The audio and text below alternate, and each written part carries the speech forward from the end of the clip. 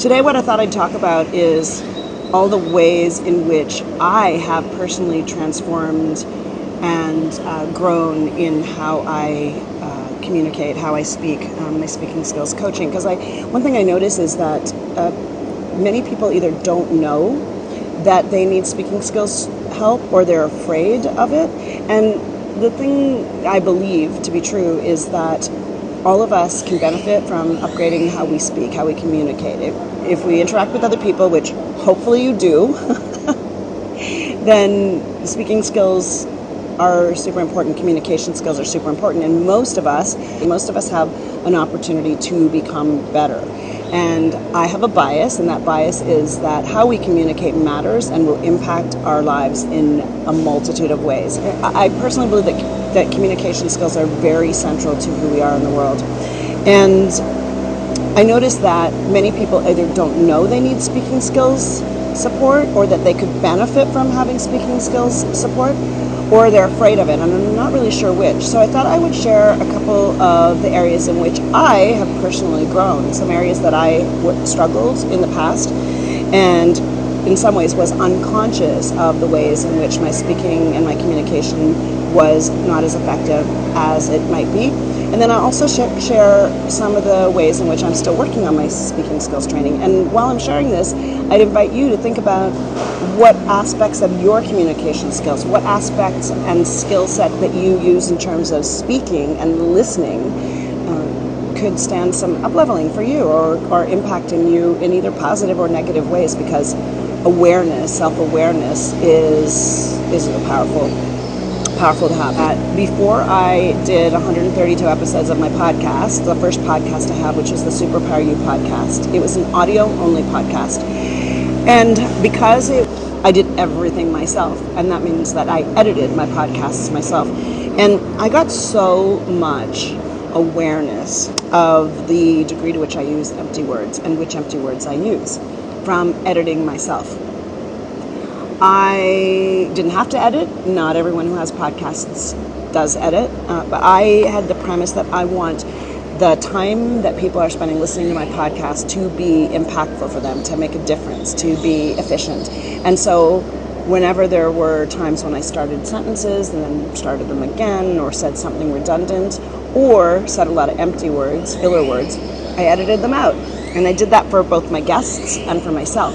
Now, I had a lot of guests on my show who, once they saw the final edit, would have had no idea how many empty filler words I cut out.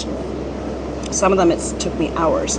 And even for myself, I was surprised by what I learned about my speaking skills, my habits, my habitual behaviors, my habitual way of speaking, that I would not have known if I hadn't been editing a podcast myself. Can you have a bite?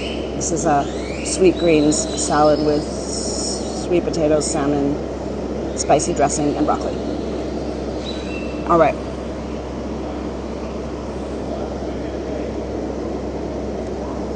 So one of the things that I learned from editing myself was how often I said, you know, and like, and cut all those out. The thing I didn't realize, and that I learned from doing my podcast, is how often I used the word with. I said the word with like it was a W-I-D. And so that awareness, multiple times, noticing it as a habit, was super useful for me in saying, I don't really want to say with like that. So I started to go with, really being clear about with, and saying that TH. But more, I think, common was noticing that how often I said words like actually. Most of us use empty words of some form or another, either empty sounds, or empty words, filler words, like, you know, actually, do you know what I mean? That's one of my favorites. Sometimes people say, you know what I watched a YouTube video this morning where the guy in the video literally said, you know what I mean? You know what I mean? Every sentence, every single sentence. It was so distracting.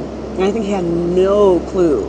I think if I had counted them and gone and said to him, do you realize that you said, do you know what I mean, 50 times, he would have had no idea. And this is super common. Even people who have successful, well-watched, high subscriber YouTube channels and other social media presences have habits like that. People always come at me for this. I'm not saying that using empty words is inherently wrong, bad, or immoral. And in fact, some people like it when people use empty words. But I want people to know how often. I want them to be self-aware so they can make that as a constant choice. If you watch yourself speaking and you realize that you say, "Do you know what I mean?" every 4 sentences, I want you to choose whether you're okay with that or not. Because it just may well be that when you look at it from the perspective of getting clear on what your habits are, like I did when I was editing my podcast, that you may say, I don't think it's serving me to say, "You know what I mean?" every 4 sentences. And if you decide otherwise, that's my style, it's unique, or for whatever reason you decide it's okay, then by all means do it. But I want you to have the awareness of it. I want you to be able to choose that consciously. So that's an example of something that I learned by doing my podcast, by editing my podcast. NAP, you need intimacy training. Oh my gosh. Thank you for mentioning that. I really appreciate you sharing that, NAP TMT. You need intimacy training. You know what? I'm going to tell you, you are not alone. This is, in my opinion, it's one of the most important, critical communication skills that is in existence in our world right now. Most people, most of us, have opportunities for growth around intimacy and connection and sharing who we really are and being a space to hold who the other person really is and finding ways to repair when we have challenges, finding ways to connect more deeply, sharing what we really want, sharing our boundaries. Intimacy training is so critical, and it's the area in which I'm expanding. And you may just have given me a piece of information, because intimacy training, which is where my business is expanding into, is the piece that maybe people realize more clearly that they need it. Potato, where am I based? I am nomadic. I don't have a permanent location, but I probably spend most of my time in the San Francisco Bay Area. Right now I am in Austin, Texas, and I just came back from Bali. So I don't really have one location, but some of the places I'm most often are San Francisco Bay Area, Mount Shasta, California, Los Angeles, California. I'm going to be in Bali more often because I fell in love with the place. Toronto, Canada. I'm in Austin, a couple times a year it feels like. And I'm going to be in Vancouver at some point this year. So I'm kind of all over the place. But, all right. I have to end in a minute, but I'll plug one more time my speaking skills training. It starts on Monday. You can get information in my bio, in my link. In my bio, it's called Speak For Yourself. And the truth is that the price was supposed to go up by $220 last night, and I didn't change the link. So it still is $220 less than it's supposed to be. So it's still only $375 for 4 weeks of 90-minute sessions plus an individual session. I promise you that you will get more than the worth of the value by taking it. And I'll even do a money-back guarantee for that. You walk away saying, "I did not get anything from it after participating in it," you get your money back. I'm just really passionate about the importance of how we communicate making a difference in our lives.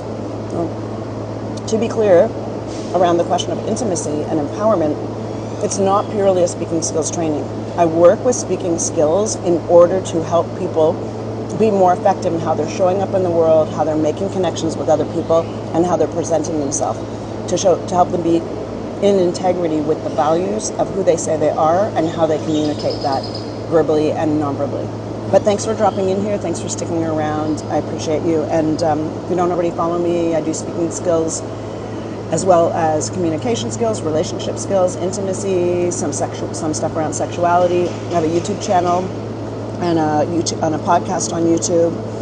And I also talk about artful aging, changing the narrative and the way we see aging in our culture, and pretty much any other thing that comes up for me, because I'm a synthesizer of all different interests and information and skills rather than a specialist.